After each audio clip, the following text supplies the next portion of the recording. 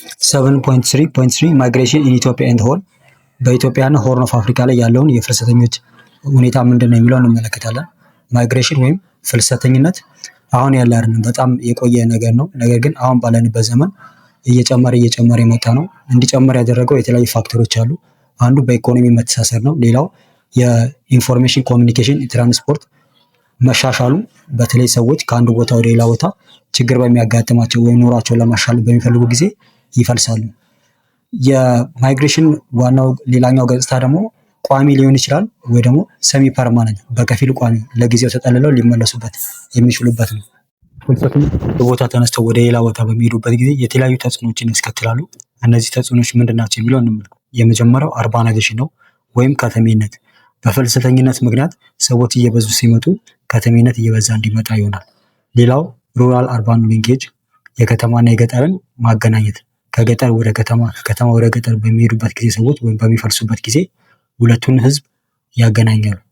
ሌላኛው ኢት ኢንፍሉዌንስስ ስፓሻል ፖፑሌሽን ዲስትሪቢዩሽን፣ በአካባቢዎች ላይ ያለውን የህዝብ ስርጭት ዲተርማይን ያደርጋል ደግሞ አፌክት ያደርጋል። ከአንድ ቦታ ተነስቶ ወደ ሌላ በሚሄድበት ጊዜ የህዝብ ቁጥሩ እንዲጨመርና እንዲቀንስ ስለሚያደርግ ስፓሻል ፖፑሌሽን ዲስትሪቢዩሽንን አፌክት ያደርጋል። ሌላው ደግሞ አሉታዊ በሆነ መንገድ የሰዎች ውልደት፣ ሞት፣ እድሜ፣ ጾታ ምናምን ደግሞ እንዲቀየር ያደርጋል። ምክንያቱም ለምሳሌ አንድ ቦታ ያሉ ሰዎች ወደ ሌላ ቦታ ቢሰደዱ፣ ለምሳሌ በአብዛኛው የሚሰደዱ ወንዶች ከሆኑ እዛ የሚቀሩት ምንድን ናቸው? ሴቶች ናቸው ማለት ነው። በአብዛኛው የሚሰደዱ ደግሞ ወንዶች ብቻ ሳይሆኑ በእድሜ ገፋ ያሉ ሳይሆኑ ወጣቶች ናቸው። ስለዚህ እዛ የሚቀሩት ምንድን ናቸው? ሽማግሌዎች ወይም አሮጊቶች ናቸው ማለት ነው። በዚህ ምክንያት ጾታን፣ እድሜን እንዲሁም ደግሞ የመውለድ መጠንን፣ የሞት መጠንን አፌክት ያደርጋል ማለት ነው። ማይግሬሽን ሌላው ደግሞ የኢኮኖሚ ኤፊሽንሲ እንዲኖር ያደርጋል። ከሌላ አካባቢ የመጡ ሰዎች ስራ ላይ ስለሚሰማሩ የዛን አካባቢ ኢኮኖሚ እንዲያቀላጥፍ ይሆናል ማለት ነው። ሌላኛው ደግሞ በፍልሰት ምክንያት ልዩነት ይፈጠራል። አንዱ ሀብታም አንዱ ድሃ ይኖራል የትኛውም ሀገር ላይ። ነገር ግን በአብዛኛው ፍልሰተኞች ዝቅተኛ ቦታ እንዲኖራቸው ያደርጋል። እንዲሁም ደግሞ በኢኮኖሚ እድገት ስርጭት ላይ እኩል የሆነ ፍትሃዊ የሆነ ተጠቃሚ እንዳይኖሩም ያደርጋል። ሌላኛው ፍልሰተኝነት ለልዩነት ምክንያት ነው። የተለያዩ ብዝሃ ህብረተሰብ፣ ብዝሃ ማህበረሰቦች እንዲኖሩ ስለሚያደርግ ፍልሰተኝነት ለዳይቨርሲቲ ምቹ ሁኔታን ይፈጥራል ማለት ነው። ሌላኛው አንድ አካባቢ ያለ ሰው አንድ አይነት ወጥ ከሚሆን ከተለያየ አካባቢ ሲመጣ እያንዳንዱ እርስ በርሱ ይዛመዳል፣ እርስ በርሱ ይጋመዳል። ስለዚህ ለኔሽን ሁድ እና ለናሽናል ዩኒቲ እጅግ በጣም አመቺ ሁኔታዎችን ይፈጥራል። ሌላኛው ፍልሰተኝነት ደግሞ ክሬቲቭ ኤንድ ኦፕን ሶሳይቲ ይፈጥራል። የስራ ፈጠራና ተቀባይ ማህበረሰብ፣ የተለያዩ ማህበረሰቦችን የያዘ ያቀፈ ማህበረሰብ እንዲፈጠር ያደርጋል። ኢንተርናል ማይግሬሽን ኢን ኢትዮጵያ፣ ኢትዮጵያ ውስጥ ያለው ውስጣዊ ፍልሰተኝነት ምን ይመስላል የሚለውን ስንመለከት ኢትዮጵያ እንደምናውቀው የሰው ልጅ መገኛ ናት። ሌላው ዓለም የሰው ልጅ ሳይኖር መጀመሪያ የኖረው ኢትዮጵያ ነው። ስለዚህ ኢትዮጵያ ውስጥ ከአንዱ ቦታ ወደ ሌላ መፍለስ ኢንተርናል ማይግሬሽን ኢን ኢትዮጵያ፣ ኢትዮጵያ ውስጥ ያለው ውስጣዊ ፍልሰት ምን ይመስላል የሚለውን እንመልከት። ኢትዮጵያ እንደምናውቀው ከማንም በፊት ቀደም ብሎ የሰው ልጅ የተገኘበት፣ የሰው ልጅ መንቀሳቀስ የጀመረበት አካባቢ ነው። ኢትዮጵያ ውስጥ ፍልሰተኝነት ቀደም ብሎ ያለ ነው። ለአጭር ጊዜም ለረጅም ጊዜ ሰዎች ከአንድ ቦታ ወደ ሌላ ቦታ ይፈልሳሉ። ይህ ደግሞ የኢኮኖሚ፣ የማህበረሰባዊን፣ የሰው ቁጥር፣ በኢንቫይሮንመንት፣ በፖለቲካ፣ በተለያዩ ሁኔታዎች ላይ ተጽዕኖ ፈጥሯል ማለት ነው። ኢትዮጵያ ውስጥ በተለይ ከ20ኛው ክፍለ ዘመን መጀመሪያ በኋላ የሰው ፍልሰት በጣም በከፍተኛ ደረጃ እየጨመረ መጥቶ በተለይ በጣሊያን ወረራ ጊዜ እንደዚሁ የከተሜነት ማስፋፋት እንዲደረጅ እንዲበዛ ያደረገ ነው ማለት ነው። በ20ኛው ክፍለ ዘመን የሰዎች ፍልሰት እየጨመረ ቢመጣም ነገር ግን በደርግ ጊዜ ኢትዮጵያ ውስጥ የነበረው ከገጠር ወደ ከተማ የሚደረግ ፍልሰት በጣም አነስተኛ ነበር። ይህ የሆነበት የተለያዩ ምክንያቶች አሉ። የመጀመሪያው 1976 እና 77 የመሬት ላራሹ አዋጅ ታውጆ ገጠር ላይ ያለ ሰው በቀላሉ መሬት ስላገኘ እዛ አካባቢ በቋሚነት መኖር ጀምሯል ማለት ነው። ሌላኛው ደግሞ በከተማም ሆነ በገጠር ማህበራቶች ተቋቁመዋል። ለገጠር ማህበረሰብም ለከተማ ማህበረሰብም አንድ ሰው አባል ሆኖ መመዝገብ ግዴታው ነው። ስለዚህ ሁለት ቦታ እዛም እዚህም መሆን ስለማይቻል ይሄ ደግሞ ፍልሰተኝነትን እንዲቀንስ ሆኗል። ሌላኛው በ1975 ዓ.ም ከተማ ውስጥ ያሉ ቤቶች መንግስት ወርሷቸዋል። ስለዚህ ትርፍ ቤቶች የሉም። በዚህ ምክንያት ሰዎች ከገጠር ወደ ከተማ እንዳይንቀሳቀሱ ሆኗል ማለት ነው። ሌላኛው ከተማ ውስጥ ዝቅተኛ የሆነ ስራ ነበር ያለው፣ ወይም ስራ አጥነቱ ከፍተኛ ነበረ። በዚህ ምክንያት ሰዎች ወደ ከተማ አይሄዱ ማለት ነው። ሌላኛው ደግሞ መንግስት ከተማ ውስጥ የሚዟዟሩ ማንኛውንም ሰው ወደ ውትድርና ስለሚልክ ሰዎች ከገጠር ወደ ከተማ አይሄዱም ነበር። በዚህ ምክንያት ፍልሰተኝነት ቀንሶ ነበር በዛ ጊዜ። አሁን ባለንበት ወቅት ፍልሰት ከበፊቱ አንጻር ሲታይ አሁንም ዝቅተኛ ነው። ምክንያቱ ደግሞ አንደኛው የዘር ልዩነት ነው፣ የዘር ፖለቲካ ነው። ይህም ምንድነው? አንድ ሰው ከራሱ ዘር ተለይቶ ወደ ሌላ ቦታ በሚሄድበት ጊዜ ተቀባይነት ስለሌለው አይንቀሳቀስም ማለት ነው። ሌላኛው ደግሞ ከአንድ ቦታ ወደ ሌላ ቦታ ሄዶ መሬት ማግኘት አይቻልም። በዚህ ምክንያት ዲስትሪቢዩሽኑ ይቀንሳል ወይም ደግሞ ፍልሰቱ ይቀንሳል ማለት ነው። ከዚህ በተጨማሪ ደግሞ የፍልሰተኝነት ዋጋ ውድ መሆን፣ አንድ ሰው ወደ ሌላ ቦታ ሄዶ ስራ ሰርቶ ማግኘቱ የኢኮኖሚ ተጠቃሚነት ስለሚያስገኝለት ነው። ነገር ግን ውድ ነው። ከአንድ ቦታ ሄዶ ወደ ሌላ ቦታ ፈልሶ ለመኖር ውድ ስለሆነ ይሄ ዲስከሬጅ ያደርገዋል። ይሁን እንጂ ኢትዮጵያ ውስጥ ብዙ ሰዎች እንዲፈልሱ የሚያደርጋቸው የተለያዩ ምክንያቶች አሉ። ለምሳሌ ወጣቶች ኢትዮጵያ ውስጥ መሬት የላቸውም። በዚህ ምክንያት ከገጠር ወደ ከተማ እንዲፈልሱ ይገደዳሉ። ከዚህ በተጨማሪ ደግሞ ገጠር ውስጥ ዋናው ግብርና ስለሆነ፣ ነገር ግን የውሃ እጥረትና የዝናብ እጥረት በሚኖር ጊዜ ሰዎች ለችግር ስለሚጋለጡ ወደ ሌላ አካባቢ ወደ ከተማ ይፈልሳሉ። የመሬት ደግሞ ለምነቱ እየቀነሰ በመምጣቱ የምርታማነቱ እየቀነሰ በመምጣቱ እንዲሁም ወደ ከተማ እንዲሰደዱ የሚያደርጋቸው ምክንያት ነው። የመሬት ደግሞ የመያዝ አቅም ብዙ ሰዎች እየተወለዱ ስለሆነ አሁን ገጠር ላይ ወደ ከተማ እንዲሰደዱ የሚያደርጋቸው ምክንያት ነው። በዚህ ምክንያት ኢትዮጵያ ከአፍሪካ ውስጥ ብዙ ስደት የምታስተናግድ ሀገር ናት። ለምሳሌ በ2007 በተደረገ ጥናት ኢትዮጵያ ውስጥ ካሉት ጠቅላላ ህዝብ 16.6% የሚሆኑት የሚሰደዱ ናቸው። ኢንተርናሽናል ማይግሬሽን የዓለም አቀፍ ስደት ምንድን ነው የሚለውን እንመልከት። ከ1974 አብዮት በኋላ ኢትዮጵያ ውስጥ በርካታ ሰዎች ከኢትዮጵያ ወደ ውጭ ሀገር እንዲወጡ የተገደዱበት ምክንያቶች አሉ። ለምሳሌ የእርስ በርስ ጦርነት፣ አፈና፣ ጭቆና፣ ረሃብ የመሳሰሉት ኢትዮጵያኖች ከእነዚህ ችግሮች ለማምለጥ ወደ ውጭ ሀገር እንዲሰደዱ ሆኗል ማለት ነው።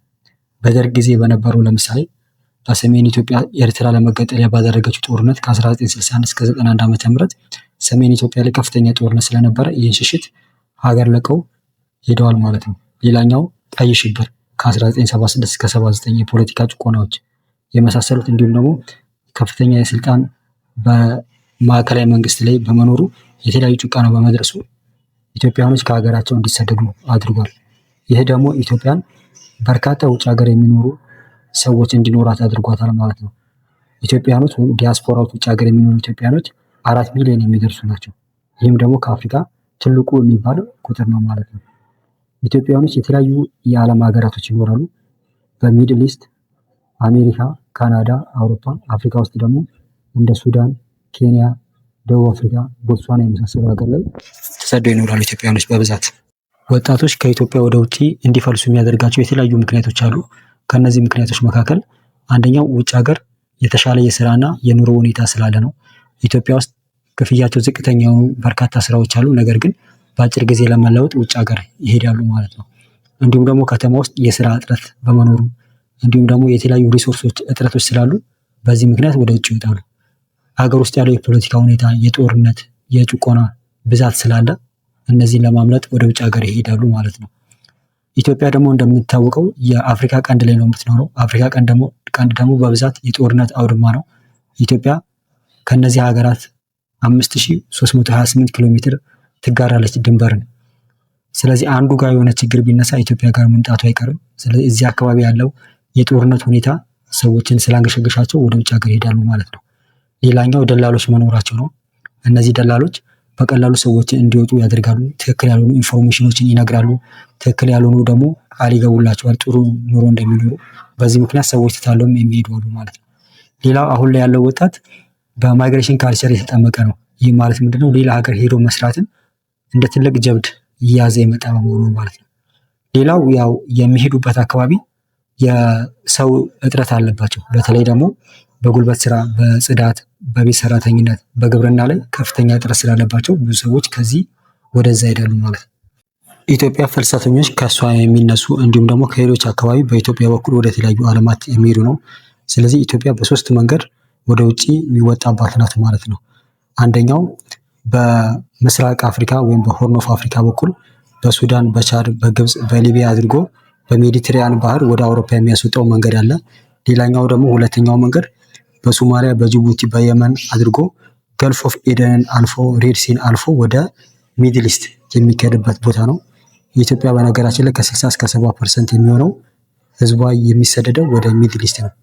ሶስተኛው ደግሞ በደቡባዊ በኩል በኬንያ በታንዛኒያ አድርጎ ደቡብ አፍሪካ የሚገባ ነው። ሌላኛው ደግሞ የኢትዮጵያ አየር መንገድ በራሱ ፍልሰተኞችን ወደ አውሮፓ እና ሚድል ኢስት የሚያመላልስና የሚወስድ ነው። የዓለም የፍልሰተኞች ተቋም ወይ ደግሞ ኢንተርናሽናል ሌበር ኦርጋናይዜሽን የሚባለው በ2016 ኢትዮጵያ ውስጥ በጣም ከፍተኛ የሆነ የፍልሰተኞች ቦታ ብሎ የመረጣቸው አሉ። እነዚህን ለመዘርዘር ደሴ፣ ሰሜንና ደቡብ ወሎን የሚጨምር ከሚሴ፣ ባቲ አሉ ወይም ኮምቦልቻ፣ ደሴና አካባቢው፣ ተሁልደሬ፣ ሐይቅ፣ ግራና ብጽማ፣ ባቃክሳ፣ ወረባቦ፣ መርሳ፣ ወልዲያ። በሌላ በኩል ደግሞ ሻሸመኔ፣ የምዕራብ አርሲና ምዕራብ ባሌ እንዲሁም ደግሞ ሻሸመኔ ዙሪያ፣ ወፈሌ፣ ኮሬ፣ አሳሳ። በሌላ በኩል ደግሞ ጅማ የምዕራብ ኢትዮጵያን፣ ይሄ ደግሞ ከፋ፣ ወለጋ፣ ኢልባቦር፣ በተለይ ደግሞ መና፣ ቀርሳ፣ ዴዶ፣ አጋሮ፣ ሰቴማ፣ ሲጋሞ እና ጎማን የሚጨምሩ አካባቢዎች። ወደ ሰሜን ደግሞ ትግራይ መቀሌ ውስጥ፣ አላማጣ፣ ቆቦ፣ ራያ፣ ኢሮብ፣ ኢድጋሃሙስ፣ ጉልማህዲ፣ እጽቢ እና ወንበርታ የሚባሉት። ከላይ ከጠቀስናቸው በተጨማሪ ኢትዮጵያ ውስጥ ሌሎችም አካባቢዎች ፍልሰተኞች የሚበዙባቸው አሉ። ለምሳሌ አሰላ ዙሪያ፣ አዳማ ዙሪያ፣ አምቦ፣ ፊቼ፣ ጫንጮ፣ ምዕራብ ሐረርጌ፣ ሂርና እና ገለምሶ፣ ሸዋሮቢት፣ ደብረ ብርሃን፣ ደብረ ታቦር። ኢትዮጵያ እንግዲህ በ2019 ዩናይትድ ኔሽን ሃየር ኮሚሽን ፎር ሪፊውጂስ ባጠናው ጥናት መሰረት ከአፍሪካ ሁለተኛ ደረጃ ላይ የምትገኙ ሲሆን ወደ 1 ሚሊዮን የሚደርሱ ፍልሰተኞች ኢትዮጵያ ውስጥ በ2019 የተገኙ ናቸው ማለት ነው። ኢትዮጵያ ውስጥ እንግዲህ ሰዎች ከኢትዮጵያ ወደ ውጭ እንዲሄዱ የሚያደርጓቸው ምክንያት በዋናነት ጦርነት፣ የፖለቲካ አለመረጋጋት እና ድርቅ የመሳሰሉ ጉዳዮች ናቸው። በተመሳሳይ ሁኔታ ሱዳን፣ ሶማሊያ፣ ኤርትራ፣ ሱዳንም በዚህ ምክንያት ፍልሰተኞች ከሀገራቸው እንዲወጡ ይሆናሉ ማለት ነው። 7.4 ኤጅ ኤንድ ሴክስ ስትራክቸር ኦፍ ኢትዮጵያን ፖፑሌሽን። ኤጅ ስትራክቸር የምንለው የአንድ ሀገርን ጠቅላላ ህዝብ በእድሜያቸው በቡድን ማስቀመጥ ነው። በብዛት ጥቅም ላይ የዋለው ለምሳሌ ከ0 ዓመት እስከ 4 ዓመት አንድ ግሩፕ፣ ከ5 ዓመት እስከ 9 ዓመት ሌላ ግሩፕ፣ ከ10 እስከ 14 ዓመት ሌላ ግሩፕ፣ ከ60 እስከ 64 ሌላ ግሩፕ፣ ከ65 እና ከዚያ በላይ ደግሞ ሌላ ግሩፕ በማድረግ በ5 ይከፈላሉ። ከዚህ በተጨማሪ ደግሞ ሌሎች አይነት የግሩፒንግ አለ። ለምሳሌ ከ0 እስከ 14 አንድ ግሩፕ፣ ከ15 እስከ 64 ሌላ ግሩፕ፣ 65 እና ከዚያ በላይ ደግሞ ሌላ ግሩፕ አድርጎ የማስቀመጥ ጉዳይ አለ። ኢትዮጵያ ውስጥ ያሉ የሴንሰስ ወይም የህዝብ ጥናትን ከ1984 እስከ 2007 ያለውን በኤጅ ግሩፕ በማስቀመጥ እንዲሁም ደግሞ ዲፔንደንሲ ሬሾቸውን በማስቀመጥ እንደዚህ ባለበት ቴብል ተቀምጧል። እነሱ ተመልከቱ። ከ0 እስከ 14 የሚደርሰው እድሜ ያንግ ኤጅ ይባላል። ይህም ደግሞ ወጣቱ ክፍል ማለት ነው። ከ15 እስከ 64 ደግሞ ወርኪንግ ኤጅ ወይ ደግሞ ሰራተኛው ክፍል፣ ከ65 እና ከዛ በላይ ደግሞ ኦልድ ኤጅ ወይ ደግሞ ሽማግሌ ክፍል ውስጥ ይካተታል። ኢትዮጵያ ውስጥ በአብዛኛው ያንግ ኤጅ ነው ወይም ደግሞ ወጣቱ ክፍል ነው የሚበዛው።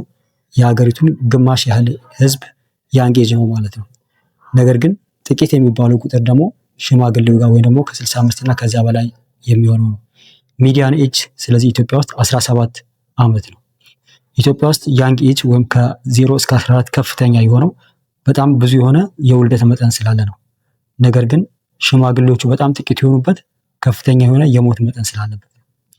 ነገር ግን ከዚህ በተቃራኒ ያደጉ ሀገራት ጋር ብንመለከት 60 ከመቶ የሚሆነው ወርኪንግ ኤጅ ነው። ነገር ግን 10 ከመቶ የሚሆነው ደግሞ ሽማግሌዎች ናቸው ያሏቸው። ያንግ እና ኦልድ ኤጅ ግሩፖች ወርኪንግ ኤጅ ላይ ዲፔንደንት ናቸው። ለምሳሌ ያንግ ኤጅ የምንለው ከ0 እስከ 14 እድሜ ያላቸው ህፃናት ስለሆኑ በስራ ያሉ ሰዎች ላይ ጥገኛ ናቸው ማለት ነው። ሌላኛው ደግሞ ኦልድ ኤጅ ነው። ኦልድ የምንለው ደግሞ 65 እና ከዛ በላይ ሽማግሌዎች ስለሆኑ ወይም ጉልበታቸው የደከሙ ስለሆኑ በሚሰሩ ሰዎች ላይ እነዚህም ጥገኛ ናቸው። ፎርሙላው እንደሚመለከት ነው። ለምሳሌ የህፃናት ቁጥር ከጠቅላላው ከሚሰራው አንጻር ምን ያህል ነው ያለው የሚለውን ብንመለከት ወይም ደግሞ የዚህን ዲፔንደንሲ ሬሾ ማወቅ ብንፈልግ ከ0 እስከ 14 ሲካፈል ከ15 እስከ 64 ሲባዛ በ100 በማድረግ ማወቅ እንችላለን። እንዲሁም ደግሞ ኦልድ ኤጅ ኢንዴክስን ማወቅ ብንፈልግ ምን ያህሎቹ ኦልድ ኤጅ ናቸው የሚለውን ማወቅ ብንፈልግ ከ65 እና ከዛ በላይ ሲካፈል ከ15 እስከ 64 ባሉ እድሜዎች አድርገን ይህን ደግሞ በመቶ ስናባዛው ምን ያህል የኦልድ ወይም ደግሞ ሽማግሌዎች በሚሰሩ ሰዎች ላይ ጥገኛ ናቸው የሚለውን እናገኛለን። ኢትዮጵያ ውስጥ ያለውን የጥገኝነት ምጣኔ ብንመለከት ህፃናቶችና ሽማግሌዎች ሰራተኛው ክፍል ላይ ጥገኛ ናቸው ብለናል። 2007 ላይ በተሰራው ጥናት መሰረት ከ100 ሰራተኛ ክፍል 93ቱ ህፃናት ጥገኛ ናቸው። ከ100 ሰራተኛ ክፍል 6ቱ ሽማግሌዎች ጥገኛ ናቸው ማለት ነው። ነገር ግን በ2015 ላይ በተሰራው ጥናት ይህ ነገር እየቀነሰ መጥቷል ማለት ነው። 82.1 ነው የህፃናቶች ሰራተኛው ክፍል ላይ ያላቸው ጥገኝነት። እንዲሁም ደግሞ የሽማግሌዎች ደግሞ ጥገኝነት 75.8 ደርሷል ከ100 ሰዎች ውስጥ ማለት ነው። የአንድን ሀገር የህዝብ ቁጥር በ5 ግሩፕ ከፍለናል። ይህንን ደግሞ በፒራሚድ ብናስቀምጠው የትኛው ቁጥር ይበዛል፣ የትኛው ያንሳል፣ ምን ያህል የውልደት መጠን አለ፣ ምን ያህል የሞት መጠን አለ፣ ምን ያህሉ ሴት ናቸው፣ የሴትና የወንድ ምጣኔው ምን ያህል ነው የሚለውን በፒራሚድ እንደዚህ ባለ መልኩ ማስቀመጥ ይቻላል። ስለዚህ እዚህ ፒራሚድ ላይ እንደምትመለከቱት በቀኝ በኩል ቀላ ብሎ ያለው የሴቶች ነው፣ በግራ በኩል በአረንጓዴ ደግሞ የወንዶች ነው። ስለዚህ ወደ ላይ በወጣን ቁጥር ወደ ላይ ስንል እድሜው በጨመረ ቁጥር ህፃናቶች ላይ በዛ ይልና ከዛ በኋላ ደግሞ እየቀነሰ ይመጣና እድሜያቸው ወደ ላይ ከፍ ባለ ቁጥር ሽምግልና ላይ ሲገባ ደግሞ ቁጥሩ እየቀነሰ እንደሚመጣ ይህ ፒራሚድ ያሳያል። በአጠቃላይ ኢትዮጵያና ሌሎች ታዳጊ ሀገራቶች ህዝቦቻቸውን በፒራሚድ አስቀምጠን ብንመለከተው ከስር በጣም ሰፊ ነው፣ ወደ ላይ ሲመጣ ደግሞ እየቀነሰ ጠባብ እየሆነ ይመጣል ማለት ነው። ከስር ያለው የሚወክለው ወጣቶችን ነው። ወደ ላይ ስንሄድ ግን በእድሜ እየጨመሩ የሚመጡ ሰዎች ቁጥራቸው እየቀነሰ ይመጣል በተለያዩ ምክንያቶች። እድሜያቸው ከ0 እስከ 14 የሚደርሱ ህፃናቶች በሚሰሩ ሰዎች ላይ ጥገኛ ናቸው። ስለዚህ እነዚህ ወጣቶች በሚሰሩ ኃይል ላይ ጥገኛ በመሆናቸው ማህበራዊና ኢኮኖሚ ችግሮችን ይዘው ይመጣሉ። አንደኛው ለምሳሌ እነዚህ ህፃናቶች ከ0 እስከ 14 ያሉት ሰራተኛው ኃይል ላይ ብቻ ጥገኛ ይሆናሉ። ሌላ እነሱ የሚመገባቸው ማንም ኃይል የለም፣ ራሳቸውንም አይመገቡም ማለት ነው። ሁለተኛው ከፍተኛው የወርኪንግ ሌበር ወይም ደግሞ የሰራተኛው ክፍል ወጪው ምግብና ልብስ የመሳሰሉት ላይ ነው። ይህ ደግሞ ሴቪንግ እንዳይኖር ያደርጋል። ሴቪንግ ከሌለ ደግሞ ኢንቨስትመንት እንዲቀንስ ያደርጋል። ሌላው ደግሞ ሀገሪቱ ያላት ጥቂት ሀብት ለነዚህ ህፃናትን ለማሳደጊያ ብቻ የሚውል በመሆኑ እንደዚሁ ሌላ ችግር ያመጣል ማለት ነው። እንዲሁም ደግሞ ልጆችን በማሳደግ በሚደረግ ከፍተኛ ትኩረት ሰራተኛ ኃይል ጉልበቱ እና የተለያዩ ሪሶርሶቹ ይባክናል። ይህም ደግሞ የሰራተኛ እጥረት እንዲኖር ያደርጋል ማለት ነው። ሴቶች ደግሞ በተለይ ከ15 እስከ 49 የሚገቡበት እድሜ ከፍተኛ የሆነ ፈርቲሊቲ ወይም ደግሞ ብዙ እንዲወልዱ የሚያደርጋቸው በመሆኑ ህፃናት በብዛት እንዲመጡ፣ ጥገኛ እንዲሆኑ፣ የሀገሪቱ ኢኮኖሚ እንዲዳከም ያደርጋል። ይህ ሁሉ የሚያሳየው በሀገር ደረጃ እና በቤተሰብ ደረጃ የምንቆጥበው በእጅጉ እንደሚጎዳ ነው። ምክንያቱም አንድ ሰው ሴቭ የሚያደርገው ወይም ደግሞ የሚቆጥበው ከተለያዩ ነገሮች የሚተርፉትን ነው። ነገር ግን የሚሰራው ሰው ለህፃናትና ለሽማግሌዎች ኢንቨስት የሚያደርግ ከሆነ እጁ ላይ የሚቀር ነገር የለም። ይህ ደግሞ ኢንቨስትመንትን ኦቨርኦል የኢኮኖሚ ልማትን ያቀጭጫል ወይም ደግሞ ኢፌክት እንዲመጣበት ያደርጋል ማለት ነው። ሌላኛው የምንመለከተው ሴክስ ስትራክቸር ነው።